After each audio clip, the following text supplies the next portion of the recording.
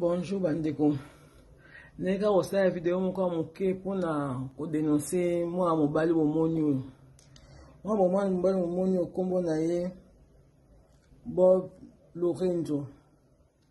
Kombo na ye Bob Lorenzo. Moi mobali oyo aza ba Facebook ebele.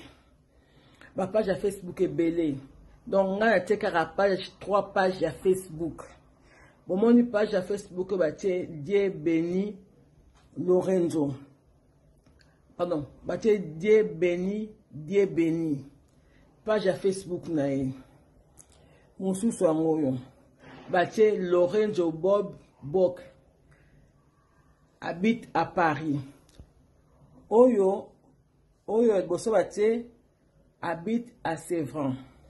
Oyo batie habite à Paris. Oyo mususu batie Dieu béni, Dieu béni. Habite à Sévran. Moi, mon bail au moni, avant comment jamais na poto. Avant d'aka na poto te. Moi, mon bail avant d'aka na Togo. Mais à ça, va Facebook est belé, à ça le col avant d'aka na poto. Mais avant d'aka na poto te. Ma photo na ye mususu angoyo. Yangoyo. Ma photo na ye yangoyo. Ye susu. Oh, awa azana Togo. Ma photo na ye yangoyo. Yangoyo. Yeyo.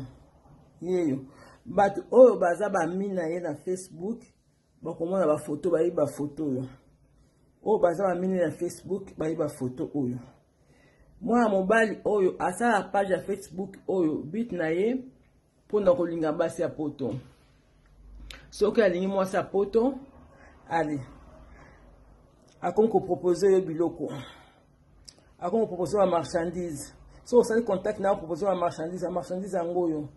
Biloko ebele ezali a proposaka. Na ba menche en tout cas ezali biloko ebele a proposaka awa. Na ba menche biloko vraiment ezali ebele.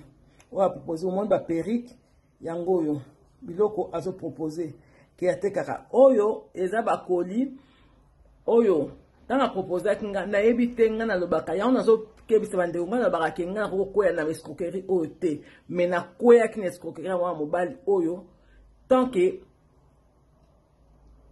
camarade asengi ngai natinda mbongo tanga problème ndimi biloko bon biloko na sepeli nango abi na zoya dans 3 jours tinda mbongo na sombela o biloko na propose ba camarade na musu ba na so bon baza intéressé ba sepeli ba mèche ba sepeli ba perruque ba sepeli ba nini na tindeli mbongo po atinda biloko at bandeko to ba koli o miso to telemi oyo atinga foto koli oyo po ezosanga non na poste na otina do na poste en tout cas je pense que je n'ai pas la poste to rien na téléphone to somo que tu na na poste au moni koli na tia suka na mukuse wana ezali ya yo o muso mama ko boye azaka na exotique mo atindeli ba koli wana mais oya suka moni ya mukuse wana eza koli na yo bandeko ti lelo koli wana suka moni ya mukuse wana ti lelo ekomate ti lelo bandeko nanga ekomate etikala kokomate ma perruque on s'en proposer yangoyo faute grave oyo asalaki asaki erreur asalaki